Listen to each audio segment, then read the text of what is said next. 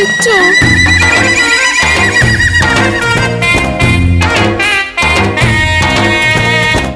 Sir വിളിക്കുന്നു. ചെല്.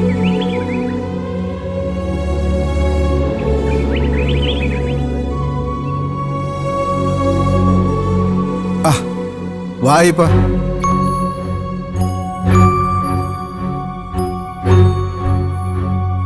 എന്തുണ്ട് വിശേഷം? വലിയ കഷ്ടാണ് സാറ്. വേറെ എവിടെ സങ്കടം പറയാനില്ലാത്തതുകൊണ്ടാ ഞാൻ ഇവിടേക്ക് വന്നത്. എന്താ, കാശ് വല്ലതും വേണോ? അതോ തന്റെ ഓട്ടോക്കാരി മോള് രാധയുമായിട്ട് വല്ല കുഴപ്പമുണ്ടായോ? അയ്യോ, അതല്ല. പിന്നെന്താ? ഇവിടുത്തെ വലങ്കയ്യായി നടക്കണ ആ വിക്രമനുണ്ടല്ലോ, അവനെ കൊണ്ട് വലിയ ശല്യായി സാറേ.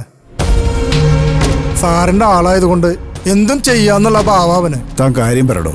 സാറേ, ഇത്രയും കാലം അവൻ എൻ്റെ മോളെ പറഞ്ഞു പറ്റിച്ചു.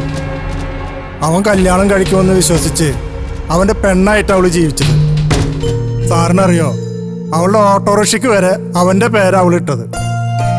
അപ്പോഴാണ് അവൻ വേറെ പെണ്ണിന്റെ കഴുത്തിൽ താലി കെട്ടിയത്. നാട്ടുകാർക്ക് പട്ടയം കൊടുക്കണ ചടങ്ങിന് വെച്ച് സാറ് അവരെ കൊണ്ട് മാല ഇടിക്കുകയും ചെയ്തു. ആയിക്കോട്ടെ സാറേ, നന്നായി. പക്ഷെ ഇനിയെങ്കിലും എന്റെ മോളെ അവന് വെറുതെ വിട്ടുകൂടാ സാറേ. എന്താ ഉണ്ടായത്? അയ്യപ്പ തെളിച്ചു പറ. അവനിപ്പോ ജീവിതകാലം മുഴുവൻ എന്റെ മോളെ കൂടെ കൊണ്ടു നടക്കണമെന്നാണ് സാറേ. ഛേ, സ്വന്തം മോളെ പറ്റിയാണ് തനി പറയുന്നത്. ഇതിനേക്കാൾ നല്ല ഭാഷയില് അവന്റെ തോന്നിവാസത്തെ കുറിച്ച് പറയാൻ എനിക്ക് വാക്കില്ല സാറേ.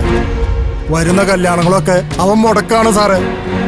ദേ, അവസാനം വന്നൊരു ചെക്കനെ അവൻ വീട്ടിൽ കയറി തല്ലുപിടിച്ചു. നാട്ടുകാരിപ്പോ അവനെ അവളെയും ചേർത്ത് ഓരോന്ന് പറയാൻ തുടങ്ങി സാറേ. അത് ഇനിയും കൂടും മുമ്പ് എനിക്ക് അവളെ ഒരാളുടെ കൂടെ ഇറക്കി വിടണം. തന്തിയായി പോയില്ല സാറേ. ചില ചോദ്യങ്ങളുടെ മുമ്പില് നാണം കെട്ട് തല താഴ്ത്തുമ്പോ ഉള്ളു പടഞ്ഞു പോവാ സാറേ. ഞാൻ അവനോട് സംസാരിക്കട്ടെ?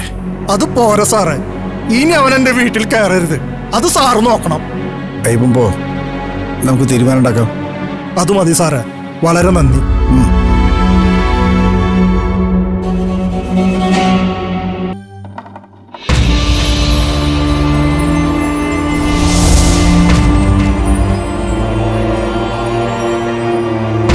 വിക്രം ഒന്നും പറഞ്ഞില്ല. സത്യം പറയടാന്ന് മുഖം അടിച്ചൊന്ന് പൊട്ടിക്കായിരുന്നില്ല സാറിന്? ഇന്നലെ രാവിലെ കുടിച്ച് ഫിറ്റായി ഇക്കാര്യം പറഞ്ഞ് എന്റെ വീട്ടിൽ വന്ന് ബഹളം ഉണ്ടാക്കി പോയതുള്ള അയാള്. ഏതായാലും ഇങ്ങോട്ട് വന്നപ്പോ മദ്യപിച്ചിട്ടുണ്ടായിരുന്നില്ല. മാത്രമല്ല, അയാൾ പറയുന്നത് കേട്ടാൽ അയാളുടെ ഭാഗത്ത് ന്യായമുണ്ട്. എന്ത് ന്യായോ സാറേ? ഇഷ്ടമല്ലാത്ത വിവാഹത്തിന് അവളെ നിർബന്ധിക്കുന്നതാണോ ന്യായം? വിവാഹം അവൾക്ക് ഇഷ്ടപ്പെടാത്ത അവളുടെ മനസ്സിൽ നീ ഇപ്പോഴും ഉള്ളതുകൊണ്ടല്ലേ വിക്രം? അവസാനം നമ്മൾ ഈ വിഷയം സംസാരിച്ചപ്പോ നീ അവളെ പറഞ്ഞ് മനസ്സിലാക്കാൻ എന്നോട് പറഞ്ഞിരുന്നു, ഓർമ്മയുണ്ടോ? ഉവ്വ്, അക്കാര്യത്തിൽ എനിക്കൊരു സംശയമില്ല. ഞാൻ അവളെ പറഞ്ഞ് മനസ്സിലാക്കിക്കോളാം. അതിനു പകരം അവളെ കല്യാണം ആലോചിച്ച് വന്ന ചെക്കനെ തല്ലിച്ചതച്ച് ഓടിച്ചു വിടുകയാണ് ചെയ്യേണ്ടത്. അവൻ ആരാണെന്ന് സാറിന് അറിയോ? ആരായാലും നിനക്കെന്തറ? അയാളുടെ മകളെ അയാൾ ആർക്ക് വേണമെങ്കിൽ കെട്ടിച്ചു വിട്ടോട്ടെ. അത് നടക്കില്ല സാറേ. രാധ എന്റെ കൂടെ കളിച്ചു വളർന്ന പെണ്ണ, എന്റെ ഫ്രണ്ട്. ഒരു കുപ്പി കള്ളിന് വേണ്ടി അവളെ ആ ബോബിയുടെ ടീമിലെ ഗുണ്ടയ്ക്ക് കെട്ടിച്ചു കൊടുക്കാൻ തീരുമാനിച്ച അത് അവളുടെ അച്ഛനാണെങ്കിലും ഞാൻ എതിർക്കും. ശരിയാ സാറേ, ആര് കള്ളു മേടിച്ചു കൊടുത്താലും അയാളുടെ മോളെ കെട്ടിച്ചു വിടാൻ അയാൾ തയ്യാറാ സാറേ. അവളെ പെണ്ണ് കാണാൻ ചെന്നത് അഭിലാഷാണ്. അതുകൊണ്ട് തന്നെയാ അവനെ ആ വീട്ടിൽ ഞാൻ തല്ലി ഓടിച്ചതും. സമ്മതിച്ചു. പക്ഷെ അയാൾ അങ്ങനെ ചെയ്താലും അതിനെ എതിർക്കാൻ അവളുടെ അമ്മ ഒരുത്തിയില്ലേ അവിടെ? നീ എന്തിനാ അതിൽ ചെന്ന് തലവെക്കുന്നേ? രക്ഷിക്കാൻ പറഞ്ഞ് എന്നെ വിളിച്ചോണ്ടാ ഞാൻ പോയത്. അതിനിയും ചെയ്യും സാറേ. അത്ര ഉറപ്പോടെ നീ പറഞ്ഞോണ്ടാ ഞാൻ ചോദിക്കുന്നത്. നിന്റെ ഉള്ളിൽ അവളോട് ഇപ്പോൾ എന്തെങ്കിലും താല്പര്യം ഒളിഞ്ഞിട്ടുണ്ടോ? ചെറുപ്പം മുതലുള്ള കളിക്കൂട്ടുകാരിയാണ് സാറേ. ഞാൻ കൈപിടിച്ച് സ്കൂളിൽ കൊണ്ടുപോയ കുട്ടി. ആ കൈവിടാതെ അവൾ നിന്റെ ജീവിതത്തിലേക്കാണ് ഇപ്പോഴും വരാൻ നോക്കുന്നത്. അപ്പോഴോ? വിക്രം, രക്ഷിക്കാൻ പറഞ്ഞ് നിന്നെ വിളിച്ചപ്പോ അവൾ അടിവരയിട്ട് ഉറപ്പിച്ചെന്താണെന്നറിയോ? അവളെ കാക്കാൻ ഏത് കാലത്തും ആണൊരുത്തനായി നീ ഉണ്ടാവുന്നുള്ള വിശ്വാസം. നമ്മുടെ പാർട്ടി പരിപാടികൾക്ക് വരുന്ന പെണ്ണുങ്ങളിൽ ഒരാളാണ് അവളുടെ അമ്മ മാലതി. അവളാണെങ്കിൽ ഓട്ടോ ഓടിച്ച് ജീവിക്കുന്നൊരു മിടുക്കി. അവളെ പെണ്ണ് കാണാനായിട്ട് ഒരു തേർഡ് റേറ്റ് ഗുണ്ട വീട്ടിൽ കയറി വന്നിരിക്കുമ്പോ അവൾക്ക് വിളിക്കാൻ നിന്നെ കിട്ടിയുള്ളൂ അല്ലേ? ഒറ്റ ഫോൺ കോളിൽ പോലീസ് വരായിരുന്നല്ലോ. എന്താ അവരെ ചെയ്തില്ല? വിക്രം, നിന്റെ മുന്നിലൊരു വലിയ ഭാവിയുണ്ട്. ഇമാതിരി കേസുകൾ പോയി തലയിട്ട് നീ അത് ഇല്ലാതാക്കരുത്. ഉള്ള കറ മായ്ച്ചു കളയാനാണ് നീ ശ്രമിക്കേണ്ടത്. വീണ്ടും അടിപിടി കേസുകൾ ഉണ്ടാക്കി എണ്ണം കൂട്ടാനല്ല. മനസ്സിലാവുന്നുണ്ടോ? എന്തെങ്കിലും എടുത്തിയാടി ചെയ്യുന്നതിന് മുമ്പ് ഇനി നീ എന്നെ അറിയിക്കണം. കേട്ടല്ലോ? നീ പറഞ്ഞത് ശരിയാ അഭിലാഷ. അവൻ ജീവിച്ചിരിക്കുമ്പോ എൻ്റെ മോളുടെ കല്യാണം നടത്താൻ പറ്റില്ല. അതെ, അപ്പോ അവൻ ഇല്ലാതാകണം. പക്ഷേ അത് വളരെ തന്ത്രത്തിൽ വേണം. ഒരു വാശിക്ക് എടുത്തിയടി വല്ലതും ചെയ്താ ഈ പ്രായത്തിൽ ജയിലിൽ പോയി കിടക്കണോ? അയ്യപ്പേട്ട മുന്നിൽ നിന്ന് തന്നാ മതി. കാര്യങ്ങളൊക്കെ ഞങ്ങൾ പ്ലാൻ ചെയ്തോളാം.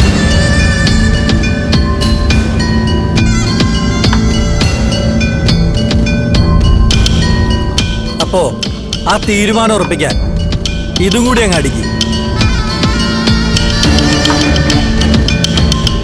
ഈ പ്ലാൻ ചെയ്യട അഭിലാഷ. എന്തിനും ഈ അയ്യപ്പൻ കൂടിയുണ്ട്.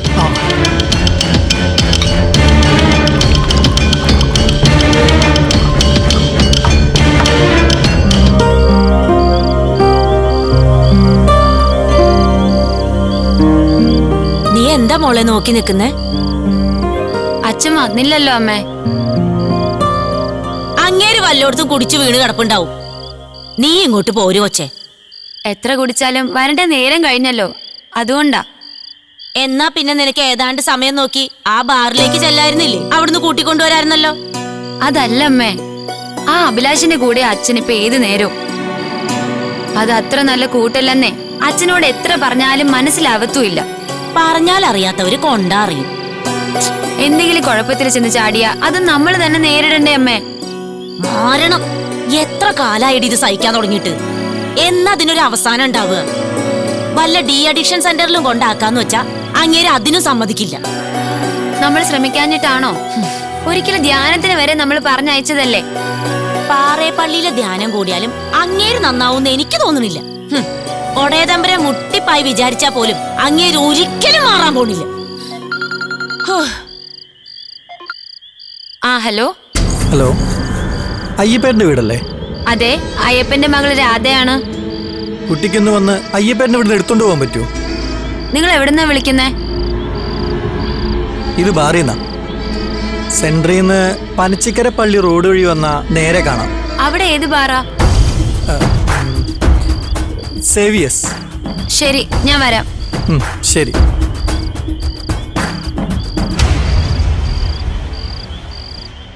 കള്ള് ഷാപ്പില് ബോധമില്ലാതെ കിടക്കാവൂന്ന് ഞാൻ പറഞ്ഞില്ലേ? ഡി, നീ എന്തിനാ ചെല്ലാന്ന് പറഞ്ഞേ? അവിടെ കിടക്കട്ടെ എന്ന് വിചാരിക്കായിരുന്നില്ലേ? എന്തെങ്കിലും സംഭവിച്ചാ നാട്ടുകാരെ നമ്മളെ തന്നെയല്ലേ അമ്മേ പറയുന്നേ. ഞാനേ പോയിട്ട് വരാം. സൂക്ഷിച്ചു പോ.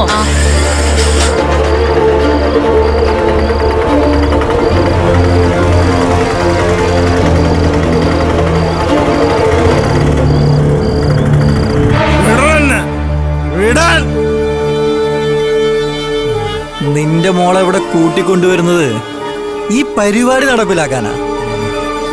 പക്ഷെ കൊല്ലുന്നതിന് മുമ്പ് ഞാൻ അവളെ ഒന്ന് സ്നേഹിക്കും. അത്രയ്ക്ക് മോഹിച്ചു പോയില്ല അയ്യപ്പ ഞാൻ. നാളെ വിക്രമിനെ ആളുകൾ കാണാൻ പോകുന്നത് നിന്റെയും മോളുടെയും കൊലപ്പുള്ളിയായിട്ടായിരിക്കും. അഭിലാഷ വേണ്ട, ഈ കളി വേണ്ട അഭിലാഷ. ഒഴിക്കടാ അവന്റെ വായിലേക്ക്.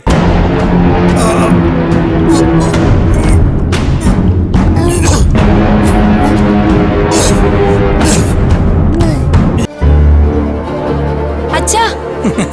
വാ മോളെ, വന്ന അച്ഛനെ കാണ്. അച്ഛാ.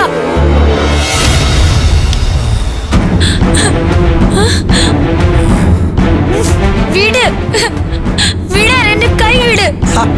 അച്ഛൻ മരിച്ചിട്ടില്ല മോളെ, ദേ ജീവനുണ്ട്.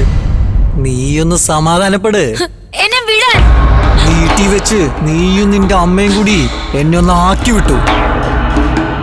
അന്ന് ഞാനൊരു പൊട്ടനെ പോലെ ഇരുന്നു തന്നെങ്കിലും ഇന്ന് അങ്ങനെയല്ലെന്ന് എനിക്കൊന്ന് തെളിയിക്കണ്ടേ?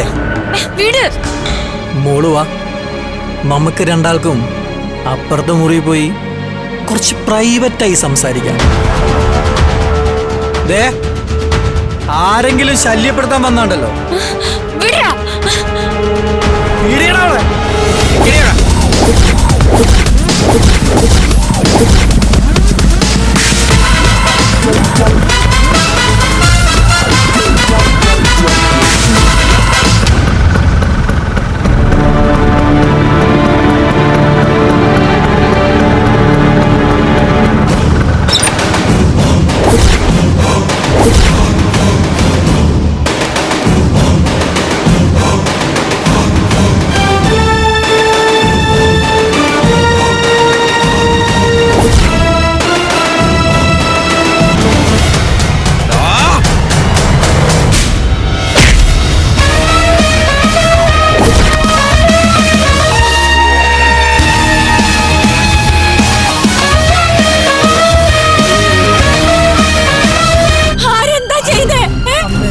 നീച്ചൊന്ന് മാറ്, അകത്തുകൊണ്ടേ കിടത്തട്ടെ.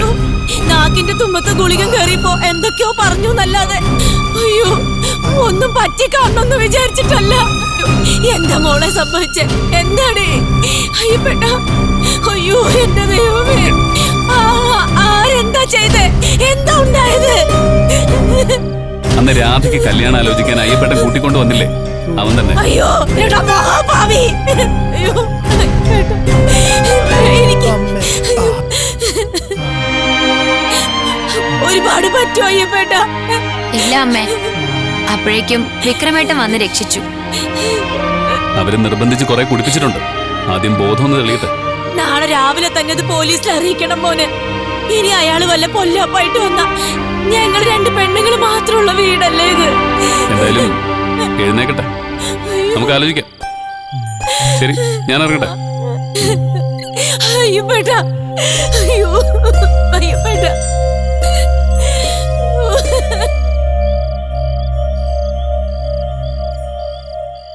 വിക്രമേട്ട, എന്താ? താങ്ക്സ്. അതെ, ഒരു കാര്യം ചോദിക്കട്ടെ? അധിക പ്രസംഗമാണോന്നറിയില്ല, എന്നാലും ചോദിക്കാതിരിക്കാൻ എനിക്ക് തോന്നുന്നില്ല. എന്താടി? വിക്രമേട്ടൻ ആഗ്രഹിച്ചിട്ടല്ലല്ലോ വേദയുടെ കഴുത്തിൽ താലി കിട്ടിയത്. എന്നിട്ടും അവൾ ആ വീട്ടിൽ വന്ന് നിൽക്കുന്നില്ലേ?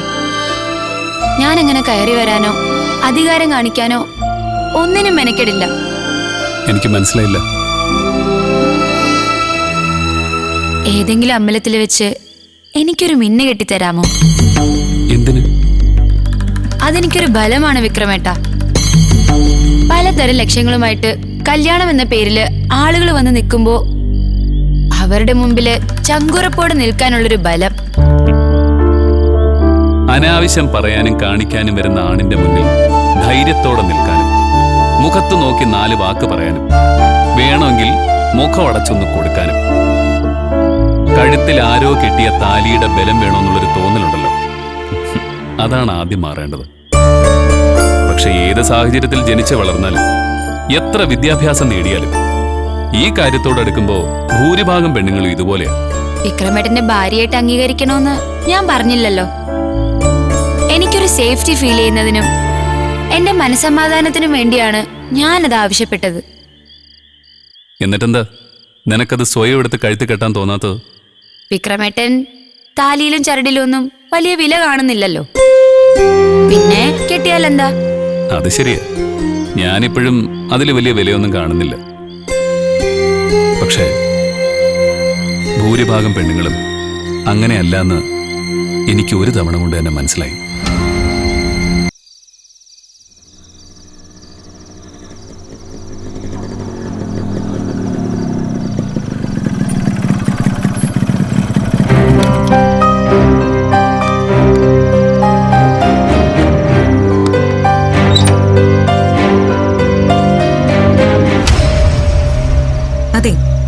സമയം എത്രയെന്ന് വല്ല പിടിയുണ്ടോ? ഞാൻ നോക്കിയില്ല.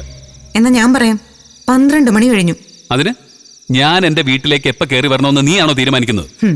അത് നിങ്ങൾക്ക് എപ്പോ വേണമെങ്കിലും വരാം. പക്ഷെ രാത്രി കയറി വരുമ്പോ വിളമ്പാനുള്ള ഭക്ഷണവുമായി ഇനിമേൽ ഇവിടെ ആരും കാത്തിരിക്കാനുണ്ടാവില്ല.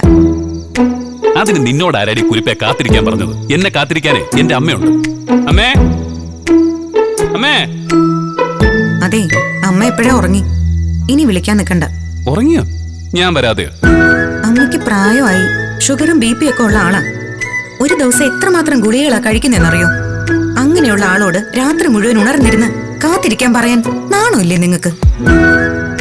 അത് അമ്മയോടുള്ള സ്നേഹമല്ല, ക്രൂരതയാ. അതെങ്ങനെ തല്ലിയും തല പൊളിച്ച് നടക്കുന്ന നിങ്ങൾക്ക് സ്നേഹം എന്താന്നറിയില്ലല്ലോ. അതൊക്കെ അമ്മയ്ക്ക് ശീലമാ. ആ ശീലം നിങ്ങളായിട്ട് ഉണ്ടാക്കിയെടുത്തതാ. സ്നേഹം ഉണ്ടെങ്കിൽ ആ ശീലം അവസാനിപ്പിക്കുകയാണ് വേണ്ടത്. എന്തായാലും ഇനി മുതൽ അതൊന്നും നടക്കില്ല. എന്നുവെച്ചാ ഇനി മുതൽ അമ്മ കാത്തിരിക്കാനുണ്ടാവില്ല, അത്ര തന്നെ. അമ്മ ചില തീരുമാനങ്ങളൊക്കെ എടുത്തു. ഇനി മുതൽ നേരത്തെ ഭക്ഷണം കഴിച്ച് നേരത്തെ ഉറങ്ങും. എന്താ സംശയമുണ്ടോ? വേണമെങ്കിൽ നാളെ ചോദിച്ചു നോക്ക്. ഇനി നിങ്ങൾ വരുമ്പോ ഒരാള് കാത്തിരുന്നേ പറ്റുമെങ്കില്. പറ്റുമെങ്കില്? അയ്യടാ, ഞാനൊന്നും കാത്തിരിക്കുമെന്ന് വിചാരിക്കണ്ട. അയ്യേ, എനിക്ക് അങ്ങനെ ഒരു പൂതി ഇല്ല താനും. എന്നാ പിന്നെ സമയത്ത് വീട്ടിലെത്തിക്കോണം, ഇല്ലെങ്കിൽ പട്ടിണി കിടക്കേണ്ടി വരും.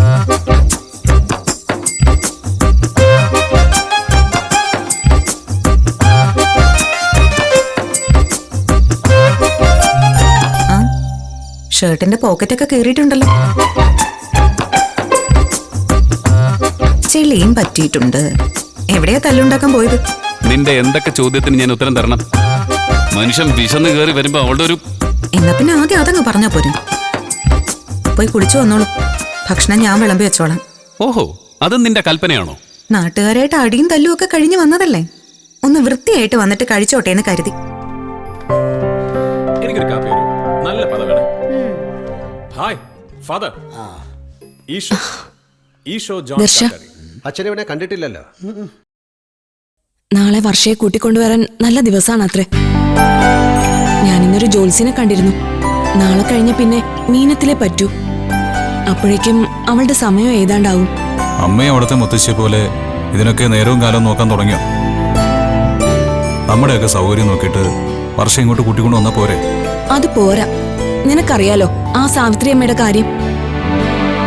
ഇതിന് മുഹൂർത്തം നോക്കിയില്ലെന്നും പറഞ്ഞ് അതൊരു പ്രശ്നമാക്കി മാറ്റും. ജനിക്കാൻ പോണ കൊച്ചിനെ പ്രതിയാവും, പിന്നെ ആലോചനയും വഴിപാടും. നാളെ എപ്പോഴാ പോണത്? നാളെ ബുധനാഴ്ചയല്ലേ. 12 മണിക്ക് രാഹുകാലം തുടങ്ങുന്നതിന് മുമ്പ് അവളെയും കൂട്ടി ഇങ്ങോട്ട് എത്തണം. ആയിക്കോട്ടെ, എനിക്ക് നാളെ ഉച്ചവരെ ഫ്രീയാ, ഞാനും വരാം. അവിടെ വെച്ച് ദീപ്തി ഒന്ന് കാണാമല്ലോ. നീയല്ലേ അവളുമായിട്ടുള്ള വിവാഹം വേണ്ടെന്ന് പറഞ്ഞത്? അതിനർത്ഥം അവളോട് ഞാൻ നേരിട്ട് സംസാരിക്കില്ല എന്നല്ലല്ലോ. എനിക്കിപ്പോ അങ്ങനെ തോന്നി. അത് നന്നായി ദർശ. ആ വീട്ടിൽ നിന്ന് തന്നെ നിനക്കുള്ള ബന്ധം ഉറപ്പിക്കാന്ന് വെച്ചാ അത് എന്തുകൊണ്ട് നല്ലതാ. സാധാരണ പെണ്ണുങ്ങളുടെ മനസ്സാ കുംഭമാസത്തിലെ നിലാവ് പോലെയാണെന്ന് പറയാ. ഇതിപ്പോ ഇത്രയും പെട്ടെന്ന് നിന്റെ മനസ്സ് തെളിയുമെന്ന് ഞാൻ വിചാരിച്ചില്ല.